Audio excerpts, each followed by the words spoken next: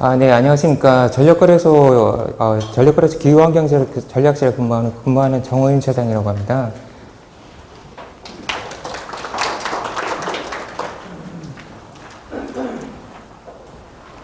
우선 강연이라고 일단 말씀드리기 전에, 이 자리에 계신 분들이 대부분 아직 태양광 발전 사업을 하시기 준비하는 단계에 계신 분들이 대부분 많으신 거죠. 네, 대부분 그러신 거죠? 네, 알겠습니다.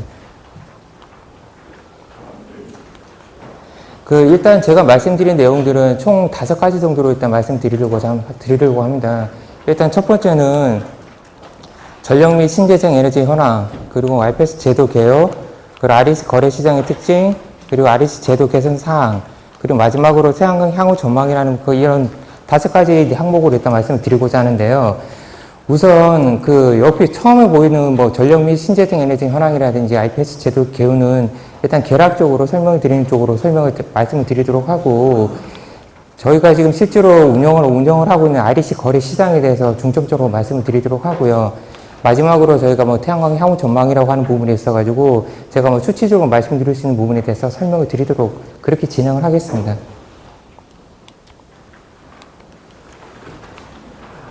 지금 발전 사업이 어떻게 진행되는지는 대부분 혹시 아시나요?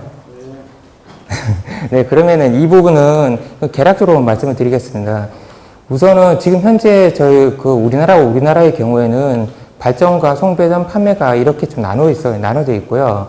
그리고 지금 만약에 태양광 발전 사업을 하시게 되면은 한전에 PPA 계약을 하시거나 전력거래소의 전력시장에 회원으로 가입을 하셔서 전력시장에서 거래를 하시는 방법 2가지 중에 1가지를 택하실 수가 있습니다. 보통 저희가 1메가와트를 초과를 하시게 되면은 무조건 발전 설비 용량 기준으로요. 1메가와트를 초과하시게 되면은 일단 전력시장에 회원으로 가입을 하셔야 되고요. 1메가 초과하지 않고 이하이거나 그런 경우에는 사업자께서 선택을 하실 수가 있습니다. 그래서 선택을 하셔가지고 한전이랑 직접 계약을 맺게 되는 PPA 계약을 하시거나 전력시장의 회원으로 가입을 하셔서 전력 거래를 하시는 그런 2가지 방법이 있다고 말씀드리고 싶습니다. 그리고 나머지 부분은 일단 넘어가겠습니다. 지금 일단 전력거래소가 하는 역할 부분을 좀 간단하게 말씀드리고자 하는데요. 우선 크게 보시면은 전력시장을 운영을 하고 있어요. 예전에 같은 경우는 한전에서 모든 이 전력 산업에 대해서 일괄적으로 다 했기 때문에 발전도 하고 송전도 하고 그리고 배전도 하고 이런 업무를 다 했던 거죠. 근데 이 부분에 있어가지고 저희가 전력 시장을 운영하게 되면서 개통 운영과 전력 시장이라는 이 2 카테고리는 저희 거래소가 좀 담당을 하고 있다. 그렇게 생각하시면 될 것 같고요. 실제로 신재생을 하시는 발전 사업자 분들께서는 사실상 이게 크게 중요하거나 그렇게 어렵거나 그러지는 않으세요. 우선은 아까 제가 처음에 모두에 말씀드렸던 용량 기준으로 1메가 초과 아니면 1메가 이하이다. 그에 따라서 내가 한전이랑 거래를 할 건지 전력거래소와 거래를 할 것인지 그 부분에서 판단을 하시면 되는 거고요. 일단 그렇게 하시게 되면은 이 발전 사업자, 여기 지금 보시는 것처럼 전력거래소와 그리고 발전 사업자가 있고 한전이 이렇게 있죠. 사실은 지금 신재생 사업을 하시게 되면 이쪽에 들어오시게 되는 거죠, 결과적으로. 지금 S&P에 대해서 말씀드리고자 하는 부분인데요. 이 그래프가 사실은 복잡하게 보이시고는 있는데, 실제로 그렇게 어렵지는 않습니다. 이게 지금 의미가 뭐냐면요. 이게 지금 보시는 대로 제일 처음에 저희가 가격을 결정할 때요. S&P라고 해서 개통 한계 가격을 저희가 보통 S&P라고 얘기를 하거든요. 그래서 향후에 발전 사업을 하시게 되면, 태양광 발전소를 운영하시게 되면은 S&P라는 거, 그리고 REC라는 거 2가지가 지금 항상 염두에 두시면 되죠. 첫 번째 S&P라고 하는 부분이 결정되는 걸 보시면은 예를 들어서 이게 지금 오전 4시죠. 오전 4시에 32.67원이 S&P가 결정이 돼 있어요. 이게 어떻게 결정이 된 거냐. 원자력 발전 제일 낮은 가격 애들부터 차곡차곡 쌓아서 올라가는 거예요. 그러니까 원자력 발전이 원자력 발전에 해당되는 단가가 있겠죠. 그리고 유연탄, 국내탄, 그리고 요 시간 같은 경우에는 실제로 수요가 그렇게 그러니까 전력 수요라고 해서 시장에, 그러니까 국민들이 전력을 필요로 하는 양이라고 보시면 돼요. 그 양 자체가 새벽 시간이기 때문에 많지 않아요. 많지 않기 때문에 이 세 가지로 커버가 가능하다. 그래서 단적으로 그냥 편하게 말씀드렸을 때 뭐 국내탄 발전의 단가가 제일 높아서 이 국내탄 발전의 단가로 해서 결정됐다. 그렇게 생각하시면 되고요. 그리고 지금 15시면 5세시죠. 5세시 같은 경우에는 원자력 발전, 유연탄, 국내탄, 중유, LNG 복합까지 다 하고, LNG 복합, 사실은 여기 지금 요대로 보시면은 LNG 복합이 결과적으로 단가를 결정한 거예요. LNG 복합이 단가가 제일 높다. 그래서 이 제일 높은 애의 단가로 해서 그 S&P가 결정이 된다. 이렇게 이해를 하시면 됩니다.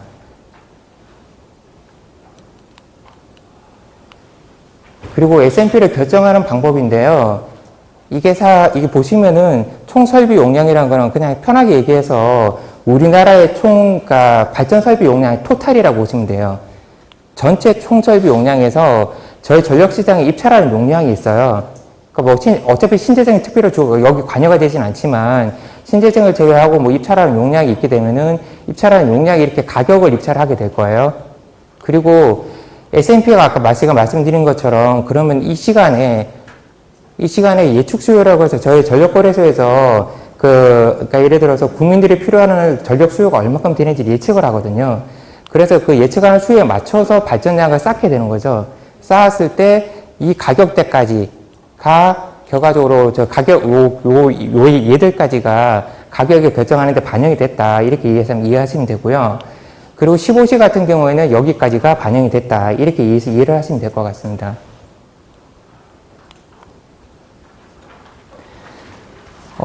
국내 현황이라고 되어 있죠. 지금 우리나라의 신재생의 실제로 현황이 어떻게 되느냐 하는 수치라고 보시면 될 것 같고요. 일단 우리나라의 총 설비 용량이 이게 지금 11기가죠. 11기가고, 그리고 신재생 설비 중에 태양광이 46.1%로 상당히 많이 차지를 하고 있어요. 우선은 지금 이 자리에 계신 분들 같은 경우에는 주변에서 태양광 발전에 대해서 설치 업체일지 분이 계실지는 잘 모르겠지만, 업체분도 계실 수가 있을 테고, 주변에 아는 분도 계시겠죠. 제가 우선 말씀드리고자 하는 거는, 태양광에 있어서 이런 용량이 많이 차지하고 있다는 거는 그만큼 그러니까 본인이 만약에 태양광 사업에 들어왔을 때 자기랑 경쟁의 관계에 있다고 이해하시는 게 좀 빠르실 거예요. 그래서 주변에서 예를 들어서 본인께서, 그러니까 주변에 어떤 토지가 있어서 태양광을 건설하신다. 그럼 주변에 발전사업 하신 분들이 계실 거잖아요. 요즘 주변에 태양광 하신 분들이 많으시니까 조금 발품을 파셔가지고 태양광 발전할 때 예를 들어서 건설할 때 들어갔던 비용이 얼만큼 들었는지 그런 것들을 아름아름 물어보시는 것들이 중요하실 것 같아요. 그렇게 물어보시게 되면 그 수치가 결과적으로 본인이 나중에 이 태양광 발전소를 운영했을 때 가져가는 수익이랑 비례할 수 있다. 그렇게 보시면 될 것 같고요. 그냥 제가 이걸 말씀을 드리는 것은 태양광 발전에 대해서 아니면 신재생 발전에 대해서 지금 현 정부가 신재생 에너지를 많이 촉진하려고 그렇게 준비를 하고 계세요. 근데 그렇다고 하더라도 당장 주변에서 본인이 발전소를 건설하시고 하실 때는 피부로 체감되는 수치는 근처에 발전소를 운영하고 계신 분들이 있을 거라는 얘기예요. 그래서 그런 분들을 찾아보셔가지고 한번 물어보시고 실제로 운영하는데 어려운 상황 없는지 그런 것도 좀 체크해 보시는 것들이 중요하지 않을까 해서 말씀드리고자 합니다. 여기 지금 보시는 것처럼 태양광이 제일 많고요. 그 다음에 부생가스, 태양광 다음에 수력, 그 다음에 부생가스, 풍력, 그 다음에 바이오에너지 이 정도가 지금 될 것 같습니다. 그러면 우리가 2030년까지 이번에 정부에서 그 정책을 발표했잖아요. 그래서 신재생 에너지를 얼마큼 촉진을 시킬 건지 하는 그런 얘기들인데요. 지금 2030년까지 재생에너지 발전량을 전체 발전량 비중 대비해서 20%로 확대를 하겠다라는 그런 목표를 가지고 있습니다. 일단 그런 목표를 가지고 있기 때문에 이런 근거 하에 태양광 발전에 대해서 많은 관심 가지고 계실 거로 생각이 들고요. 그리고 사실은 신재생 에너지라는 게 뒷부분에 잠깐 말씀을 드릴 시간이 있을지 모르겠지만 신재생 에너지라고 하는 거는 지금 기존에 원래 운영하고 있던 화력 발전이라든지 이런 발전에서 실제로 지금 현재 보면 온실가스라든지 여러 가지 제약 요소들이 많이 있어요. 정부 입장에서도 그렇고 실제로 국민들 입장에서도 그렇고요. 그러니까 이런 부분들 때문에 그러면은 이런 기존에 운영하던 화력 발전이라든지 아니면 원자력이라든지 이런 것들 대체해서 어떤 발전을 할 수 있을까라고 하는 그 부분에 있어가지고 신재생을 촉진하자라는 그런 지금 결론이 도달했다고 보시면 될 것 같습니다. 나머지 수치들은 나중에 시간 되시면 한번 참고를 해보시도록 하시고요. 그러면 앞부분은 우리나라 부분이었죠. 그러면 전 세계적으로 신재생 에너지 현황에 대해서는 어떻냐. 여기 보시는 것처럼 그러니까 우리나라 자료가 아니고 해외 자료이기 때문에 사실 약간 시간이 좀 그렇게 업데이트가 좀 늦어요. 그래서 15년 대비해서 16년으로 보시면은 785기가와트에서 921기가와트로 지금 늘어나게 돼 있죠. 그러니까 사실은 우리나라뿐만 아니라 전 세계적으로 신재생 에너지는 확충을 하고 있는 그런 경향으로 가고 있다. 그렇게 이해를 하시면 될 것 같고요. 단지 여기 지금 보시면 투자비는 하락을 했어요. 15년이 3,122억 달러였는데 2,416억으로 줄었죠. 이게 신재생 에너지를 만드는 것들이 줄었다는 그런 의미가 아니고요. 이게 신재생 에너지를 건설할 때 들어가는 비용들이 기본적으로 줄었다고 이해를 하시면 될 것 같습니다. 그러니까 건설 단가가 예전에 비해서는 좀 줄고 있다. 그렇게 이해하시면 될 것 같습니다.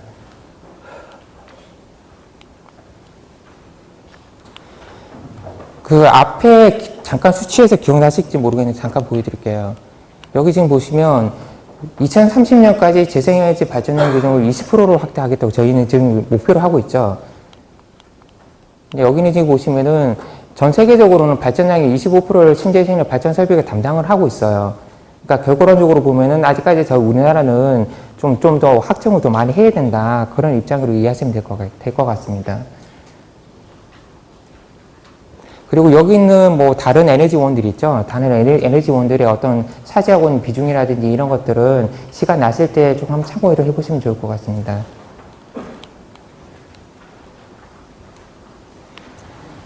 그리고 아까 제가 말씀드렸던 부분이 있어가지고 그러면 예전에 비해서 지금, 그러니까 과거 대비해서 지금 현 시점에 전 세계적으로 신재생 에너지에 대해서 얼만큼 지금 그러니까 확충을 해야 되냐? 아니면 어떤 식으로 경향이 가고 있느냐 하는 부분을 말씀드리고자 하는데요. 2005년에는 43개 국가가 신재생 에너지 확대 목표를 보유하고 있었어요. 그렇게 하다가 15년 지금 현재는 164개국으로 늘었죠. 이 부분에는 여러 가지 요소들이 들어갈 수가 있어요. 신재생 에너지에 대한 확충이라고 하는 부분은 나라의 어떤 정책적으로 일단 확충을 하는 부분들이 많이 깔려 있으니까요, 기본적으로.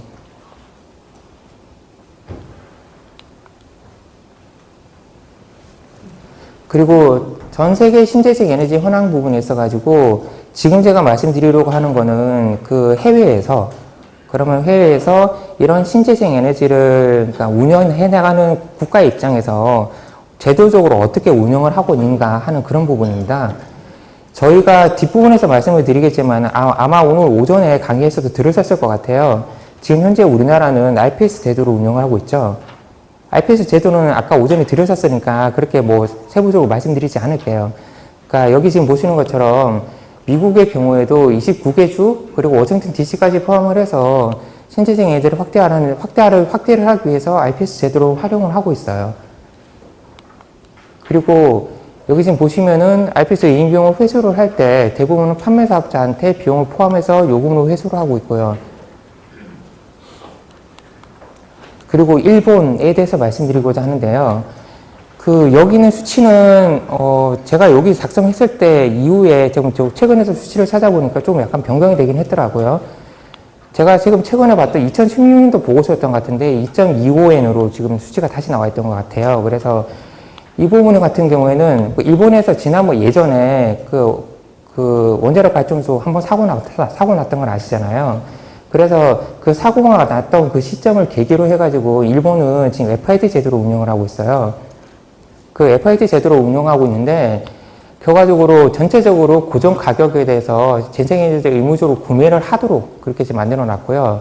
여기 지금 보시는 것처럼 사용하는 전력량에 대비해서 여기는 1.58N이 돼 있지만 2.25N 정도의 킬로와트당 더 부과해서 그러니까 사용자가 부과를 하도록 되어 있어요. 사용자가 부담을 하도록 되어 있는 그런 거죠.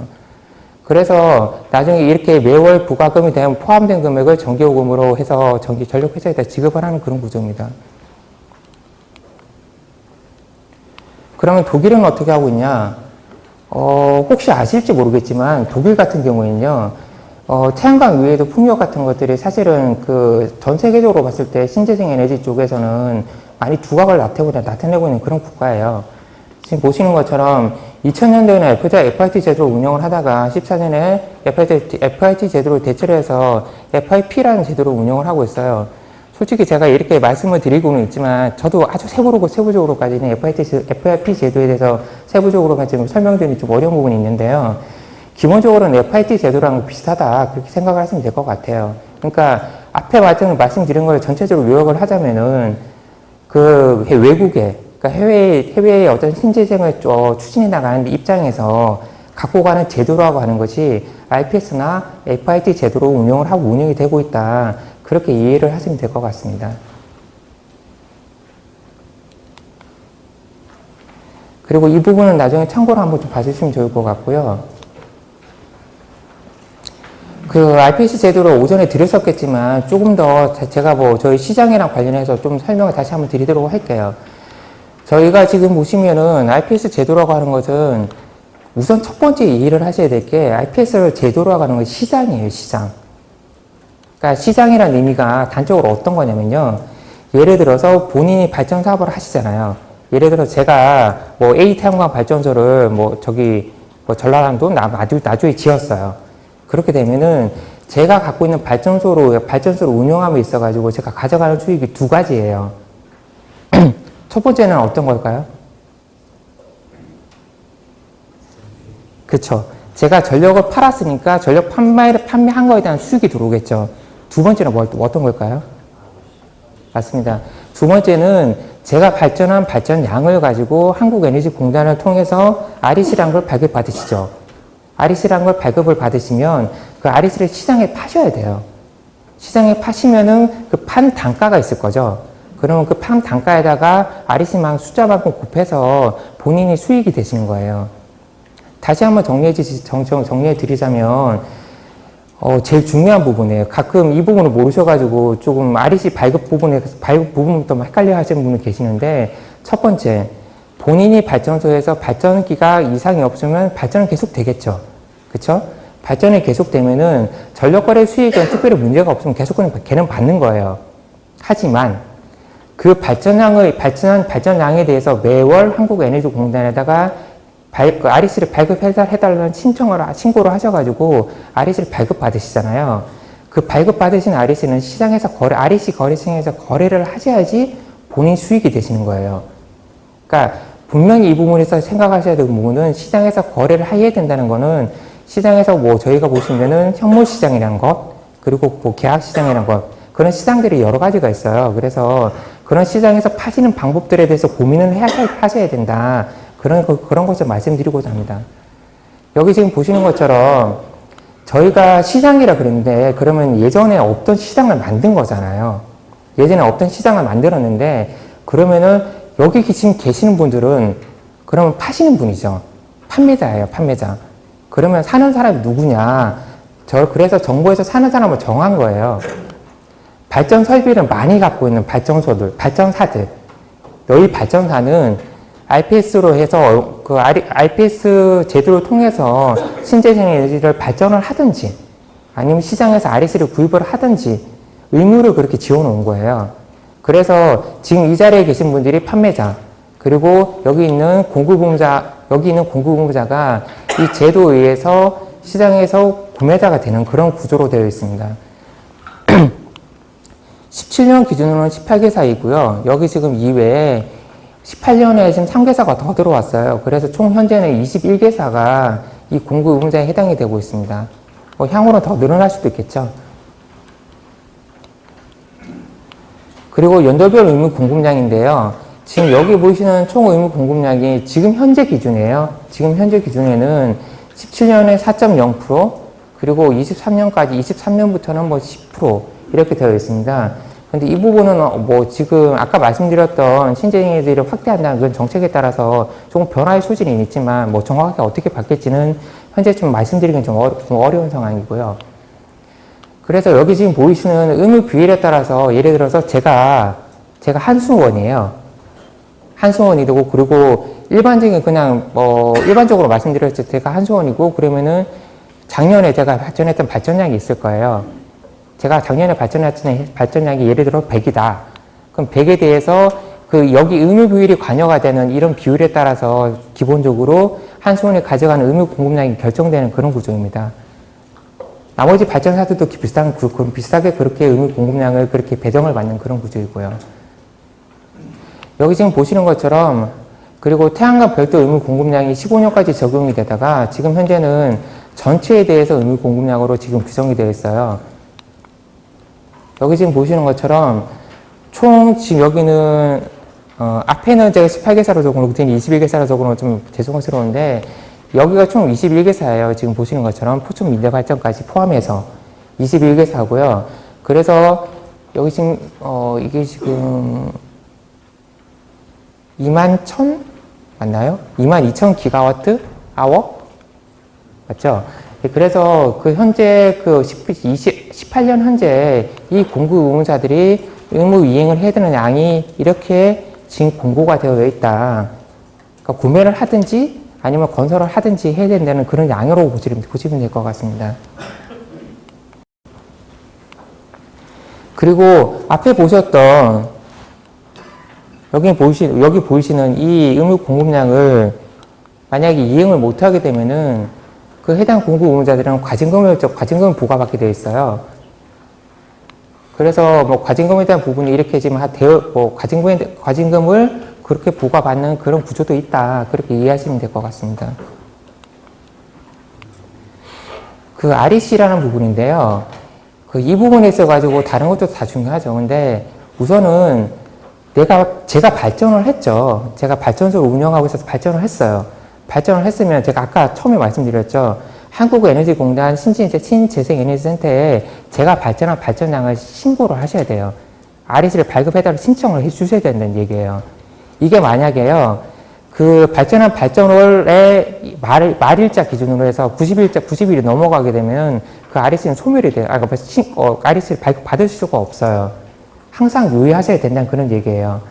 그리고 이거 REC 발급 신고를 하는 부분들은 그렇게 어렵진 않아요. 한국에너지공단에 REC 발급 신고를 하는 방법에 대해서 문의를 하시거나 하시면 기본적으로 한국에너지공단의 RPS, 제가 지금 시스템 이름을 까먹었는데 RPS 종합지원 시스템 이런 시스템이 있어요. 그래서 그 시스템을 통해서 REC 발급 신청을 하시거나 아니면 전력거래소를 통해서 전력거래소가 운영하는 신재생 사업자 원스톱 종합정보 서비스라고 하는 서비스가 있는데, 제가 그 사이트 주소를 제가 좀 이따 나중에 말미에 다시 한번 말씀드릴게요. 그 사이트에 들어오셔가지고 REC 발급 신청도 하실 수가 있어요. 그래서 REC 발급은 어떻게? 발전한 발전을 올로부터 해가지고 90일이면 무조건 신청을 하셔야 된다. 아니면 REC를 받을 수가 없다. 항상 유의해 주셔야 됩니다. 이 부분은. 그리고 두 번째 유의하셔야 될 게 있는데요. REC를 발급받았죠. 그러면은 발급받은 REC들이 기본적으로 얘가 언제 발급 날짜가 날짜 나와 있어요. REC들은 기본적으로. 그리고 예를 들어서 제가 오늘이 2018년 4월 23일이죠. 그러면은 제가 갖고 있는 만약에 4월 23일에 REC를 1REC를 10REC를 발급을 받았어요. 그러면 이 REC는 2019년, 20년, 21년 4월 22일까지가 유효한 거예요. 그러니까 항상 염두에 두시고 REC를 거래하실 때 이런 거랑 생각해 보시면 있겠죠. 시장에서 지금 그러면 제가 REC 거래 시장에 들어와서 팔려고 막 고민 중이에요. 그러면 어떻게 해야 될까요? 첫 번째. 지금 내가 예를 들어서 발전소를 운영하고 있는 대출을 하셨을 수가 있을 테고, 그러면 그건 대출금 상환에 대해서 고려를 하셔야 될 거고요. 첫 번째. 대출금 상환이 만약에 급하다. 그러면은 시장에서 가격이 본인이 생각하시는 가격보다 낮더라도 만약에 대출금 각부 수단이 이 REC를 판매하는 수단밖에 없다 치면은 파셔야 되겠죠. 어쩔 수 없이. 근데 만약에 그렇지 않다. 내가 지금 REC 좀 더 보유하고 있다가 3년간 유효하니까 시장에서 상황을 좀 더 보고 시장에 들어가서 거래를 하자라고 생각하신다면은 좀 더 보유하셨다가 거래하실 수 있다는 그런 얘기예요. 그러니까 이 REC는 3년간 유효하니까 시장 상황에 대해서 그러니까 매번 체크를 해보시고 생각을 보셔야 된다는 그런 얘기죠. 그러니까 어떻게 보면요. 예전에 비해서는 조금 어려워졌다고 생각하실 수는 있어요. 그러니까 어려워졌다고 생각하실 수는 있는데 첫 번째 생각하셔야 될 거는 우선은 내가 예를 들어서 대출금 상환을 해야 되는 그런 시점 아니면 그런 금액 그리고 현재 시장에서 나와 있는 REC 시장에서 지금 거래가 되는 단가들을 항상 추이를 좀 살펴보시는 게 좋아요. 그렇게 추이를 살펴보셔서 그럼 시장에서 내가 얼마의 단가 정도 내놓아야 되는지 판단하실 수가 있겠죠. 그래서 그런 부분들을 시장에서 거래하실 때는 항상 염두에 두시는 게 중요하다. 그걸 말씀드리고자 합니다. 그리고 여기 지금 발급 신청에 대해서 이렇게 있으니까 꼭 유의하시고요. 그리고 REC의 발급에 대한 거래 수수료가 있는데요. 이건 대부분 100kW 넘어가시게 되면은 수수료가 발생이 되지만 100kW 넘어가지 않으면 수수료는 없어요. 발급도 그리고 거래도 마찬가지예요. 일단 그건 참고로 알고 계시고요. 그리고 그러니까 REC 거래 시장을 통해서 한번 거래한 인증서는 REC죠. 그 REC는 제 판매라든지 제차 매도가 안 돼요. 그러니까 예를 들어서 제가 판 REC를 예를 들어서 뭐 동서발진을 사갔어요. 그럼 동서발진이 그걸 시장에서 판매한다거나 그렇게 할 수가 없다. 그렇게 이해하시면 될 것 같습니다.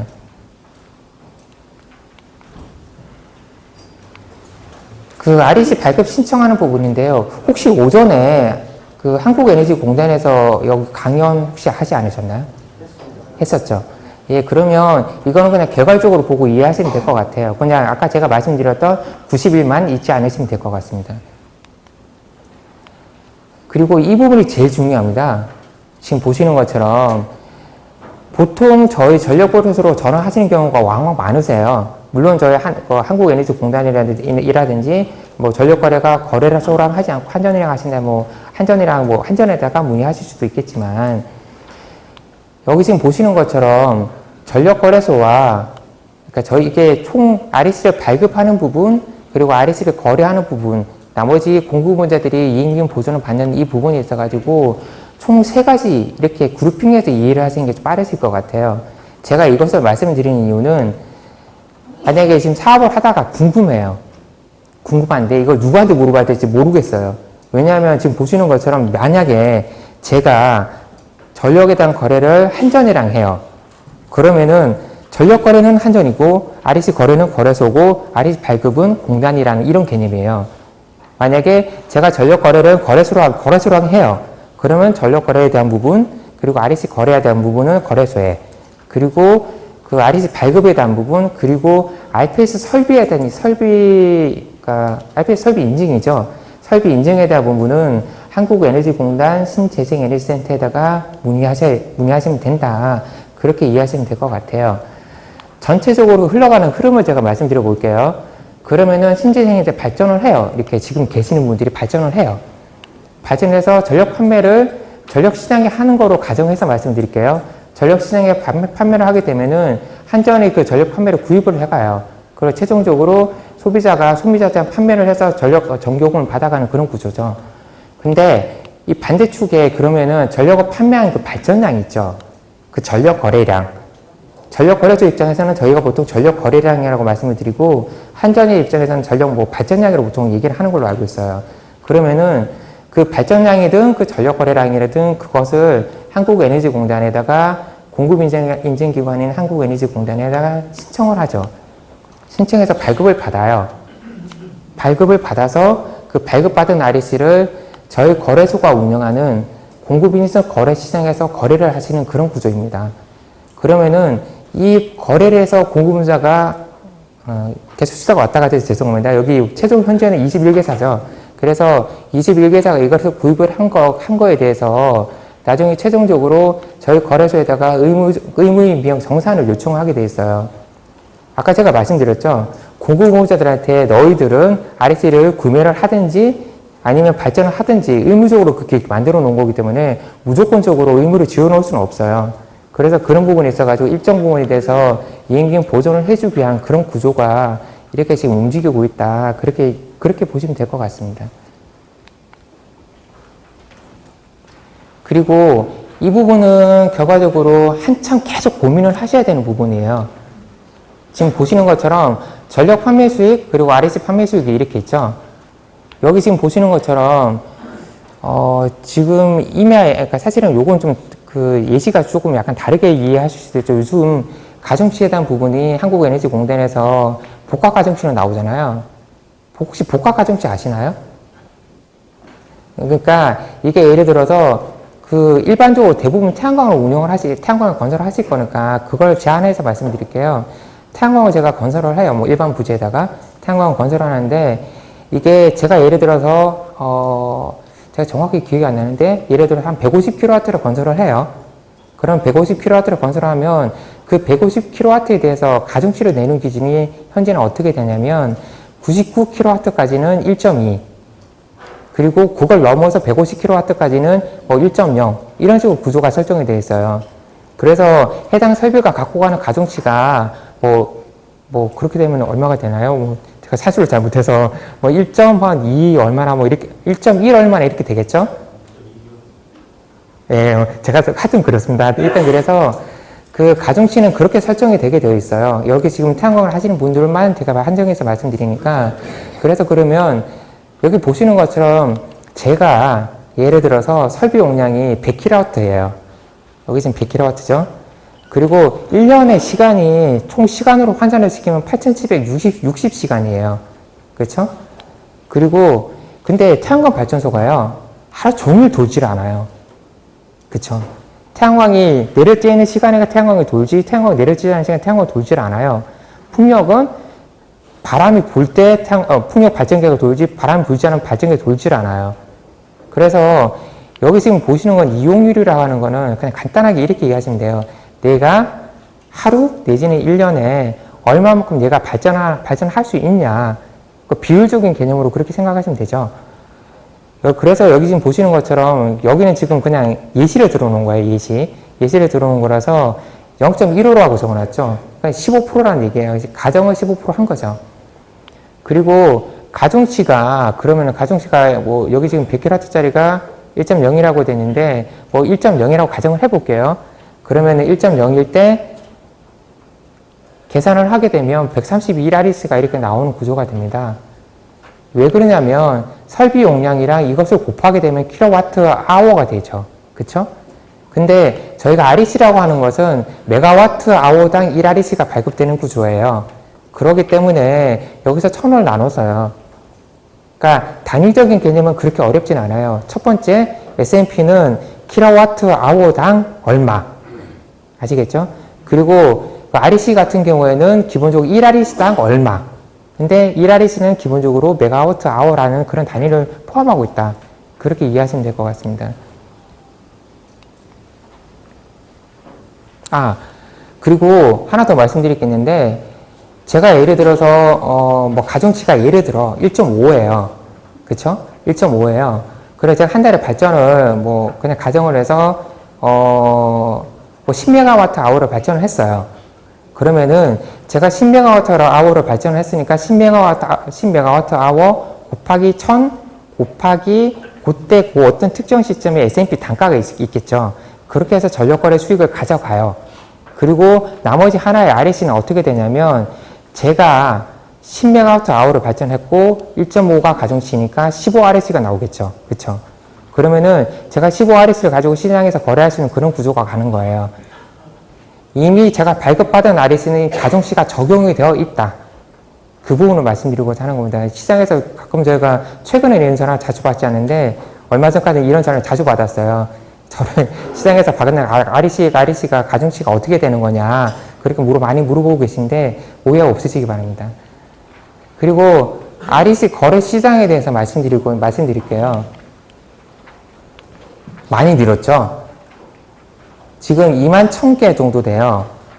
사업자가 이만큼 된다는 거는 아까 말씀드린 것처럼 본인의 사실은 어떻게 보자면은 신재생 에너지에 대해서 기본적으로 국내 전반적으로 발전소를 많이 건설을 하고 있다. 그런 차원을 보실 수도 있고요. 두 번째는 내가 시장에서 REC를 팔고자 할 때, 전력은 상관없어요. 전력 거래는 그냥 발전기만 문제없으면 돌아가는 거니까요. 받을 수가 있는 그런 전력 거래 금액이니까. 근데 REC 거래 수익은 이런 이런 회원사들이 본인의 어떤 경쟁 입장에 같이 들어갈 수도 있다는 그런 얘기예요. 그러니까 사실은, 그러니까 뭐 이렇게 말씀드리면 조금 부담이 당연히 되시겠죠. 근데 분명히 말씀드리는 거는 오늘 이 자리에 뭐 강연하시는 분들이 뭐 REC 발전 사업에 대해서 뭐 경제성이라든지 이런 부분 많이 말씀을 해주실 거로 알고 있어요. 그러면 그런 거에 따라서 경제성은 사업을 투자하는 단계죠. 그쵸? 사업을 투자하는 단계에 본인이 판단할 수 있는 그런 근거가 되는 거죠. 근데 제가 지금 말씀드리고자 하는 거는 이후에 시장에 들어왔을 때 그러면 내가 시장에서 얼마만큼 거래를 해야 되느냐, 얼마의 거래를 해야 되느냐, 얼마 정도를 거래를 해야 되느냐, 이런 것들이 고민은 본인이 하셔야 된다는 그런 얘기예요. 근데 그런 부분들은 제가 좀 이따가 말씀드릴 그 사이트에 보시면은 저희가 REC 거래 단가들을 정보를 계속 올려놓고 있으니까 단가 추이를 보시는 부분이 가장 정확하세요. 가끔 가다 보면 저한테 전화가 오셔가지고 현물시장 운영하는 날이에요. 전화하셔가지고 약간 나이가 좀 많으신 분이에요. 근데 이거 얼마에 팔아야 되냐 물어보세요. 저희가 말씀 못 드리죠, 솔직히. 말씀 드릴 수도 없고요. 그러니까 그 부분은 최소한 이 자리에 계신 분들은 이번에 강의를 들으셨으니까 제가 말씀드린 것처럼 시장의 어떤 단가 추이를 항상 염두에 두시고 단가 추이를 보시면 이 단가가 급작스레 확 뛰거나 그렇게 가는 그런 가능성은 이 단가 추이랑 가는 거랑 비례했을 때 그렇게 많지 않아요. 물론 예를 들어서 이번 주에 REC가 예를 들어서 10만 5천 원에 거래가 되다가 다음 주에 갑자기 얘가 급락을 하거나 올라가거나 할 수는 있어요. 할 수는 있지만 이게 그렇다고 하더라도 일반적으로 봤을 때는 확률상으로 그렇게 높지는 않아요. 그러니까 항상 그런 거 염두에 두시고 시장에서 거래되는 단가들을 보셔가지고 본인들이 거래하고자 하시는 단가를 결정하면 된다. 그런 걸 말씀드리고자 합니다. 여기 지금 보이시는 것처럼 단가가 지금 사실은 좀 떨어져 있는 상황이긴 해요. 그쵸? 여기가 지금 단위가 이렇게 되면 104,000원인데 지금 올해 들어와서 단가가 좀 올라갔어요. 지금 현재는 거의 한 11만원 정도 수준까지 지금 가격이 올라가 있는 상태거든요. 그래서 지금 요 시점 이후로 해서 단가가 계속 꾸준히 소폭이 좀 계속 올라가서 지금 현 시점에는 한 11만원 정도 된다. 그렇게 이해하시면 될 것 같습니다. 여기 있는 단가는요, 단지 현물시장을 기준으로 해서 말씀드린 거예요. 보시면 현물시장이란 거랑 그리고 한 가지가 더 있는데 계약시장이라는 게 있어요. 계약이라는 게 보면은 계약이라고 하는 거는 기간을 가져가겠죠. 내가 예를 들어서 뭐 1년 동안 REC를 얼만큼 거래를 할 거야. 얼마라는 단가에 거래를 할 거야. 그런 계약을 하게 되겠죠. 그리고 여기 현물시장은 그게 아니고요. 내가 가지고 있는 REC를 그냥 해당되는 REC만큼 파시는 거예요. 그런데 그러면은 뭐가 단가가 높겠어요? 현물이 높겠어요? 계약이 높겠어요? 그쵸. 일단은 기본적으로 현물은 높아요. 근데 그럼 이 부분에 생각하셔야 될 게 현물이 높은데 그럼 현물을 무조건 팔아야 되겠다는 생각하실 수도 있죠. 근데 현물에서 파는 거는 이게 리스크가 있어요. 그쵸. 현물에서 내가 거래를 하고자 할 때 내가 팔고자 하는 시점에 사람들 우습게 다 팔아버리면은 거래가 안 될 수가 있겠죠.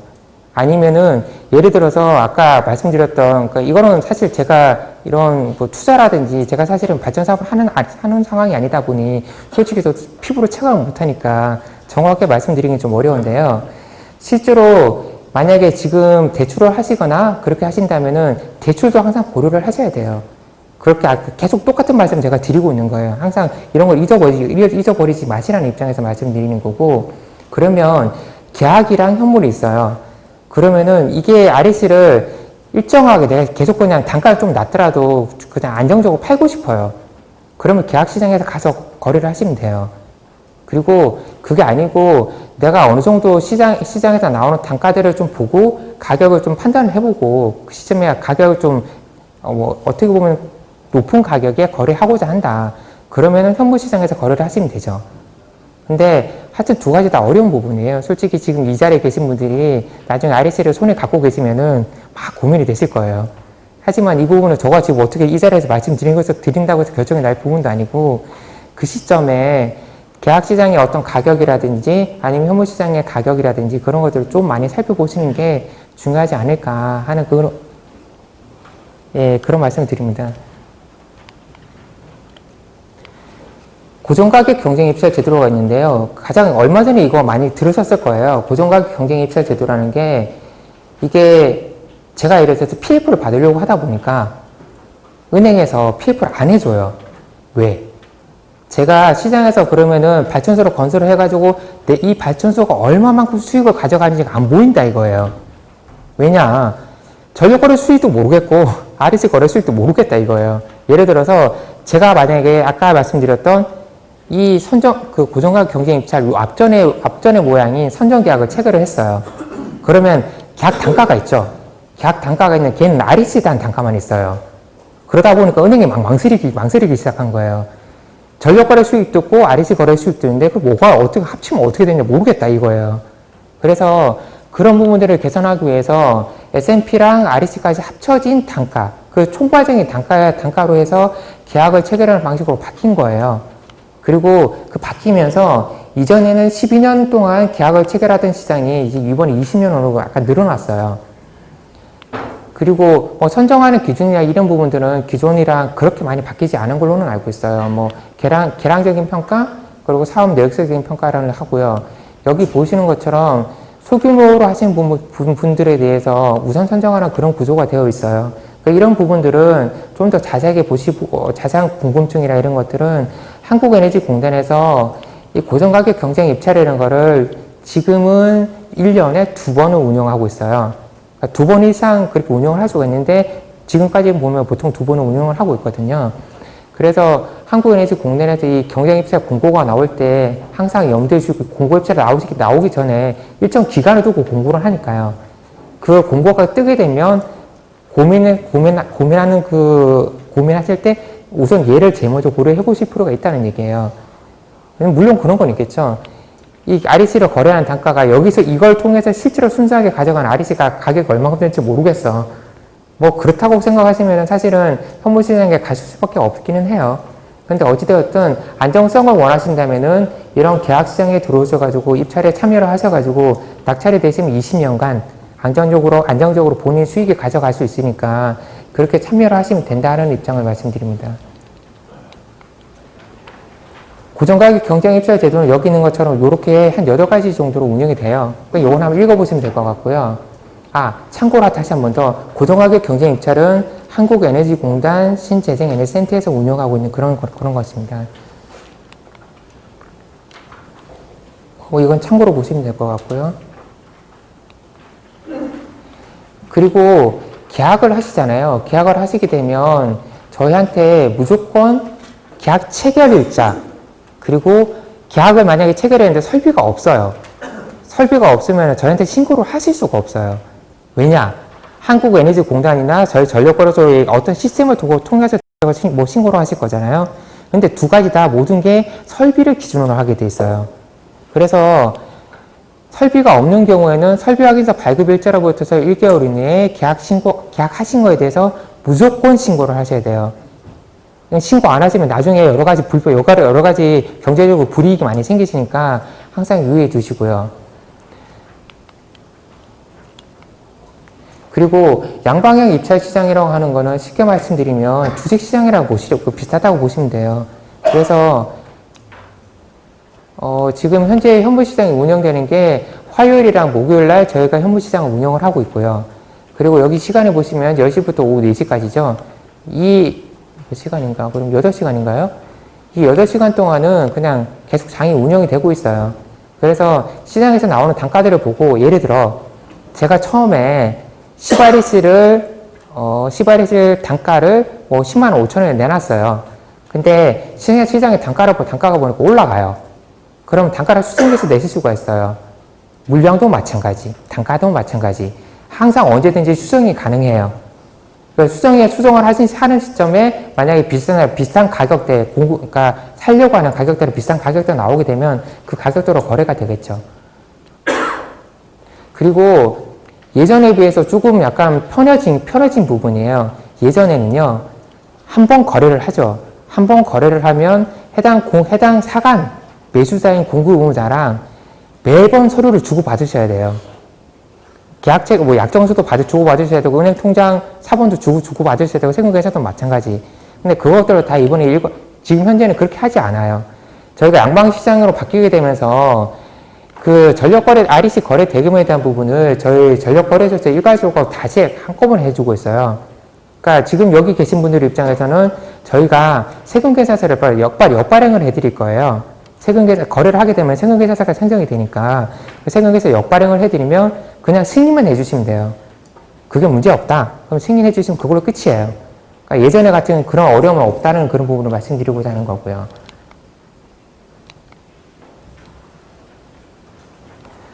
여기 지금 보시는 것처럼 그럼 기존에는 저희가 17년 3월까지는 경매로 운영을 했었어요. 그래서 지금 양방향으로 운영을 하고 있죠. 그럼 경매로 운영을 하고 있을 때는 주에 한 번은 운영을 했어요. 그리고 시간도 뭐 이렇게 됐지만 사실은 이게 어떤 거냐면 뭐 소도비라고 해서 그러니까 뭐 영국 맞나요? 그 외국에 그 경매 시장이 있을 거예요. 경매를 하게 되면 내가 물건을 내놓고 내가 이거를 예를 들어서 10만 5천 원 팔겠어요. 내놓게 되겠죠. 그럼 그걸로 끝이에요. 내가 내놓는 가격은 그게 끝이에요. 10만 5천 원에서 그 다음에는 호가만 남게 되겠죠. 호가만 남게 돼서 제일 높은 가격을 제시한 사람은 그 사람한테 낙찰이 되는 그런 구조예요. 사실은 어떻게 보면은 예전에 이런 경매 시장 방식은 본인이 가격을 선택할 수 있는 여지가 많이 좀 제한이 되어 있기 때문에 지금 현재 시장이 조금은 어떻게 보면 시장 가격을 반영할 수 있는 그런 시장이라고 이해하시면 될 것 같고요. 그리고 가장 큰 차이가 예전에는 거래 당사자 간에 거래를 했죠. 서류를 주고받고 거래대금도 직접 주고받고 그리고 REC 거래 수수료가 있는 경우에만 그 REC 거래 수수료를 저희한테 주셔야 되는 거고요. 근데 그렇게 하던 거를 지금은 저희 거래소에서 일괄로 다 하고 있다. 그렇게 이해하시면 될 것 같습니다.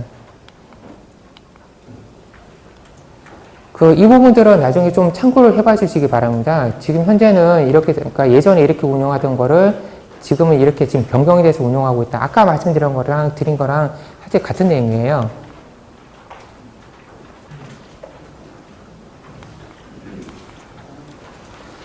여기 빨간 게 뭘까요? 빨간 게 일사량이에요. 결과적으로 이 동네들은 일사량이 상당히 높아요. 일사량이 높다는 얘기는 그만큼 태양광 발전에 약간 유리한 입장을 가져가고 있다. 그렇게 이해하시면 되겠죠. 우리나라 여기 있죠. 그러니까 이 나라에 비하면 좋은 상황이지만 이 나라들에 비하면 조금 약간 태양광 일사량 자체는 그렇게 높지는 않다. 그렇게 이해하시면 될 것 같아요. 여기 수치를 보시게 되면은 지역별로 일사량이 이렇게 나와 있죠. 아까 그거 보시는 수치랑 거의 비슷해요. 근데 이게 사실은 통계다 보니까 약간 통계 오차들이 있어가지고 약간 이렇게 밴드를 좀 약간 넓혀서 설명해 놓는 그런 것들은 좀 있어요. 그리고 신재생 발전 설비 평균 이용률이 지금 현재는 저희 이렇게 되어 있는데, 아마 지역별로 혹시 근방에 발전소 하시는 분들이 있으시면 한번 물어보세요. 제가 아는 바로는 이거보다는 조금 더 떨어지는 걸로 뭐 얘기는 들은 것 같기도 해요. 근데 그거는 지역별로 편차가 좀 많이 심해요. 그리고 예를 들어서 계절에 따라서 좀 차이는 있고요. 예를 들어 쉽게 말하자면은, 강원도? 아니면 전라도? 아니면, 어디 가볼 수 있나? 다른 도, 경상도? 이런 쪽에 여기 있는 이용률이라는 게 기본적으로 지역별로 다 틀리다. 그렇게 이해하시면 되죠. 그러면 이 이용률은 어떤 게 가장 근사치냐? 본인이 건설하시고자 하는 그 근방에 발전소가 있으면 그 발전소가 나오는 이용률이 사실은 자기가 발전한 발전량의 이용률이랑 거의 뭐 비슷하겠죠. 근데 알고 계셔야 될 게 뒤에 뭐 설명을 들으실지 앞에 강의를 받으셨을지 모르겠지만 태양광 설비라는 게요. 종류가 여러 가지예요. 종류가 여러 가지라서 뭐 제가 알고 있는 것만 말씀드리면 뭐 추적식이 있든지 뭐 고정식이 있든지 여러 가지가 있어서 이런 이용률이라는 개념도 사실은 그런 거에 따라서 상이하게 바뀌기는 해요. 그리고 예를 들어서 발전 설비가 있잖아요.